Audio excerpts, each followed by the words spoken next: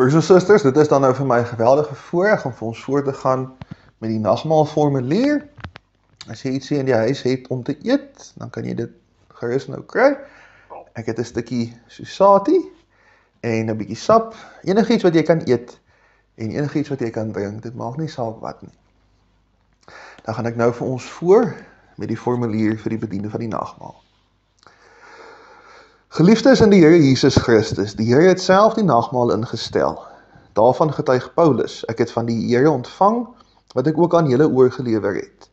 Die Here Jesus het in die nag waarin hy oorgelewer is brood geneem, en nadat hy God daarvoor gedank het, het hy dit gebreek en gesê, dit is my liggaam, dit is vir julle, gebruik dit tot my gedagtenis. Net so ook het hy na die maaltyd die beker geneem en gesê, die beker is die nuwe verbond, wat deur my bloed beseël is. Gebruik dit elke keer as julle daai drink tot my gedagtenis. Elke keer as julle van die brood eet en uit die beker drink, verkondig julle die dood van die Here totdat hy weer kom. Die nagmaal het onder andere die volgende betekenisse. Die nagmaal is 'n waarborg. Daarom sê hy, dit is my liggaam en dit is my bloed. So seker as vir elkeen die brood voor hulle oë gebreek word en die beker aan hulle gegee word en ons dit met die mond eet en drink, so seker het ons deel aan Christus, aan sy sterwe en opstanding. Hierdeur waarborg hy sy soenverdienste vir ons, so volledig asof ons self voor God gestaan het. Self die straf vir ons sonde gedra het, self daarvoor gesterf en opgestaan en ons geregtigheid voor God verwerf het. Die sekerheid wat hierdie verbond ons gee, is nie gegrond op ons gevoelens of stemminge nie, maar op die tekens uit die hand van die Here. Dit is in die Here self gevestig. Die nagmaal is ook 'n viering van die gemeenskap met die lewende Here en met mekaar. Die nagmaal verbind ons nie net met sy dood nie, maar help ons om in die gemeenskap met hom te lewe. Deur die Heilige Gees is die lewende Christus in die nagmaal by ons teenwoordig. Verder word ons deur dieselfde Gees ook weer met mekaar as lidmate van een liggaam in naaste liefde saam verbind. Soos die apostel sê, omdat dit een brood is ons, al is ons baie, saam een liggaam, want ons het almal deel aan die brood. Die nagmaal is ook 'n vreugdefees.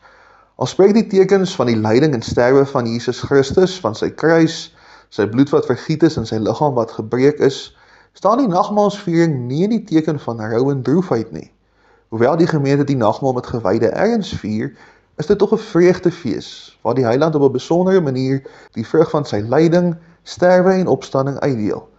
In die nagmaalsfees mag die gemeente nou van die vreugde smaak wat vir ons wag by die bruilofsmaaltyd van die Lam. Broers en susters, aan die aand, net voordat hy in hegtenis geneem het Jesus en sy vriende vir oulaas saam geëet. En toe Jesus die brood geneem, dit gebreek en vir hulle gesê, dit is my liggaam. Vat nou dit wat jy gaan eet, neem dit, eet, dink daaraan en glo, dat Jesus se liggaam vir jou sonde gebreek is.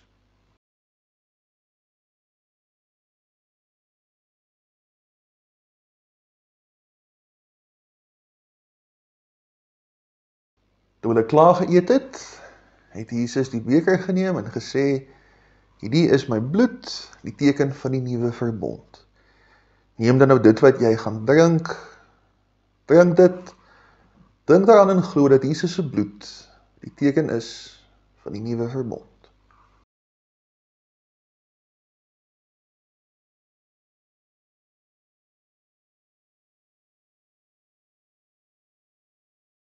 Ons Here, ons wil vir U dankie sê dat U nie 'n wêreld gemaak het waar net party mense welkom is aan die nagmaaltafel, waar net party mense welkom is in die erediens en in die geloofsgemeenskap nie.